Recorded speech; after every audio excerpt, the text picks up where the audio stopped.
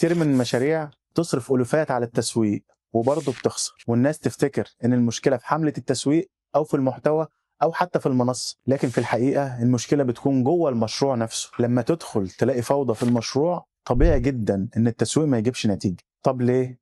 لأن المشروع من جواه فيه 3 مشاكل. أول حاجة الإدارة الضعيفة، مفيش رؤية ومفيش قرارات واضحة ومفيش حد ماسك الدف. تاني حاجة مفيش نظام، الشغل ماشي بالعافية وكل واحد شغال بطريقته ومفيش خطوات ثابتة ولا آلية شغل واضحة. تالت حاجة مفيش متابعة، مفيش حد بيراجع الأداء، مفيش تقييم، مفيش حد يعرف مين غلط في إيه ومين يصلحه. هنا بقى لازم تفهم حاجة مهمة جدا، التسويق مش سوبر مان. التسويق ببساطة هو اللي بيجيب لك العملاء، لكن الإدارة هي اللي بتستقبلهم وبتخدمهم وتحولهم كمان لعملاء بيدفعوا. يعني الإدارة ببساطة هي خط الدفاع الأول في ملعب البيزنس. لو الدفاع واقع الهجوم مهما كان قوي مش هيعرف يجيب جول. عشان كده قبل ما تزود ميزانية التسويق قوي إدارتك من جوه الأول.